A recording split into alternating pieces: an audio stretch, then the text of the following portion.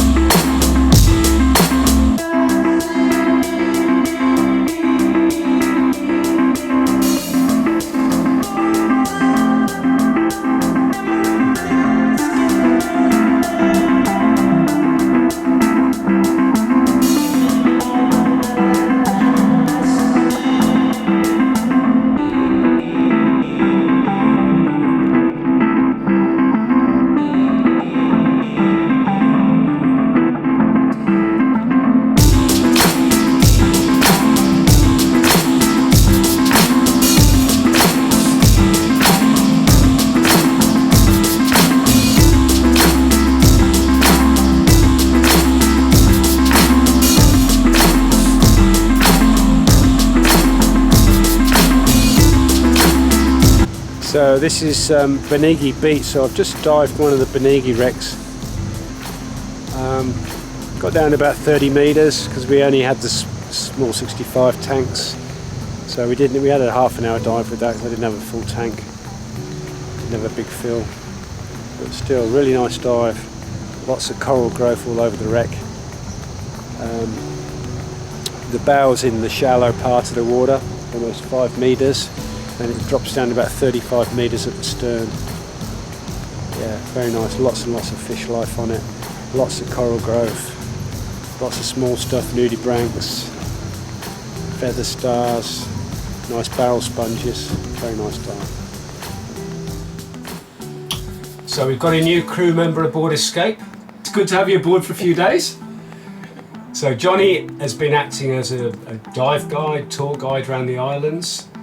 And he helps talking to the villages that we go to and the islands that we go to negotiate some anchoring fees and some diving fees. And you've been doing this for some time now, haven't you? Yeah, I've been doing it for almost 7 years now. 7 years. Yeah. And sometimes on a lot bigger boats than this as well, some of the super yachts you've been working on. Yeah. And just tell us about some of the areas you've been going as a guide. Normally, the cruise normally starts at Honiara, normally, and then we go across to Gela, Florida Islands. Yeah. Then came across here, Russell's Island, and we make our way down to Billy Passage. Yeah. And then Munda. Munda. And then Giso, and then get a flight out there. Yeah. Yeah. John is actually from Santa Cruz. You're from Lata originally. Yeah. Originally from Santa Cruz. Yeah, from Santa Cruz, and is based in Honiara. So one of the advantages of having local knowledge and a dive guide on the boat is that Johnny has a really good knowledge of all the dive sites, which is very difficult to find because a lot of the buoys, which are the mooring buoys for the dive sites, are submerged. They're 6 or 7 foot under the water. You can't see them. If you're 10 metres away from that buoy, you can't find them. I've been trying to look by myself and it's almost impossible, even with the GPS position. So because Johnny dives these areas all the time, he's able to find them. And it's just been easier on the boat, talking to people and finding out about the islands as well.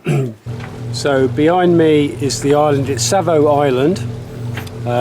It's quite well known from the war years where the Americans had a landing there. We're not heading there, we're heading inland. I'm still staying on Guadalcanal coastline, and we're heading towards an area called Tambia Resort. It's not a resort there anymore because they had a lot of civil unrest here in, I think it was the year 2000, between the Malaysians and the people on Guadalcanal themselves, and it went on for quite some time. The Australians and New Zealanders, Fiji, brought like a peacekeeping force called Ramsey in to quiet things down and keep a check on all the guns that were happening and the killings. And the resort was just ransacked during that time, so it's no longer operating. It hasn't operated since 2000. But what is of interest to us is there's a Japanese submarine in the bay there, so we're going to try and find that, and we may, if we've got time, dive it. It's in the afternoon, about 1-2 o'clock in the afternoon. We've still got a while to go yet, but the idea is to go there and anchor overnight, then head to the Russells early morning. So if we get there on time, we will dive the submarine. And that's the coastline of Guadalcanal, and you can see Savo Island off there. Well, the weather pattern seems to be here. The clouds start rolling in the afternoon, and this time of year, sometimes without any warning, you can just get these northwesterlies that spring out of nowhere. And it's quite an open roadstead along here, so we've got to watch the weather as well. It may be that if the weather does kick up, we might just have to pick up the anchor and just take off out to sea. So we'll see how we go anyway.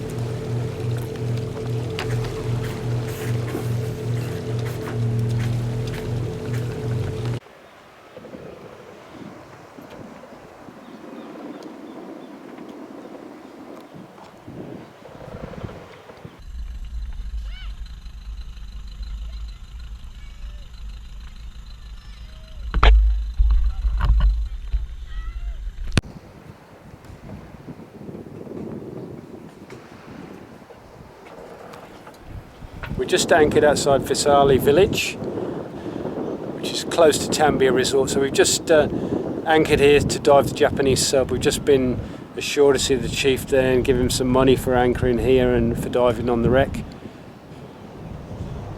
Just had an Australian warship go past as well. I think there's elections happening in Bougainville for independence, so there's been a bit of activity up there. We saw a lot of police get off one of the patrol boats yesterday at the yacht club, and now the Australian warship's gone past. Interesting times. The 1-1 Japanese submarine was a Johnson-type submarine commissioned in March 1926. The submarine was propelled by twin MAN 10-cylinder 4-stroke diesels and electric motors. She had 6 torpedo tubes and 20 oxygen-driven torpedoes. Early 1943, the ships of the New Zealand minesweeping flotilla were patrolling along the Guadalcanal coast. The Americans had landed successfully, but the Japanese land, air and sea forces held foothills and were still contesting the islands. On the night of the 29th of January, Kiwi and Moa, 2 Royal New Zealand corvettes, were patrolling along Camimbo Bay when Kiwi detected a submarine. It made a depth charge attack but then lost contact. Kiwi continued to attack, and on its third run the damaged submarine surfaced and attempted to fight it out. The Japanese submarine was 1.5 times bigger than Moa and Kiwi combined. Undamaged, the sub could outrun them. The 140mm gun had greater range than the New Zealand ship's guns, and it also had its powerful torpedoes. Kiwi decided to get in close to negate some of the submarine's advantages, braving a hail of fire from the Japanese machine gun bullets. The Kiwi then rammed the submarine right behind the conning tower. Locked together, the vessels continued to blaze away at each other with light weapons. The Kiwi rammed the submarine twice more, badly damaging it and crumpling its own bows. When Kiwi's main gun overheated, Moa took over, chasing the submarine till it ran aground on the reef. The entire half of the hull was flooded. The foundering submarine developed a heavy list to starboard. The chief paymaster rescued some code books which were immediately destroyed on the beach. Further attempts to blow up and destroy code material with air and sea attacks by the Japanese were unsuccessful. Moa continued to patrol in the vicinity until sunrise, and then proceeded to inspect the wreck. The crew of the Moa also recovered the remaining code books. Around 1970, an Australian treasure hunter blew up the bow section, causing much damage since live torpedoes were still inside. The bow section still remains split open. The front third of the submarine is destroyed, but the remaining section is still intact. The deepest part of the wreck sits in 28 metres.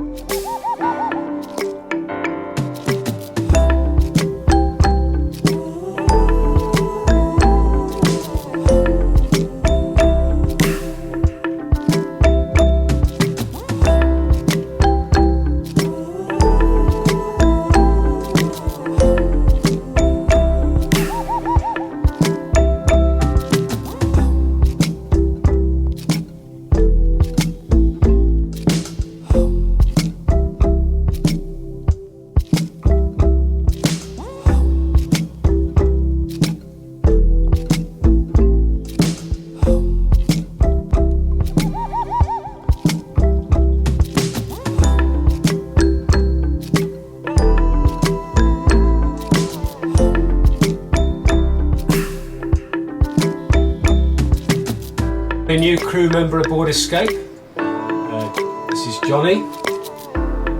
And this is Johnny. Nice to meet you, Paul. And you, Johnny. Yep, that's it.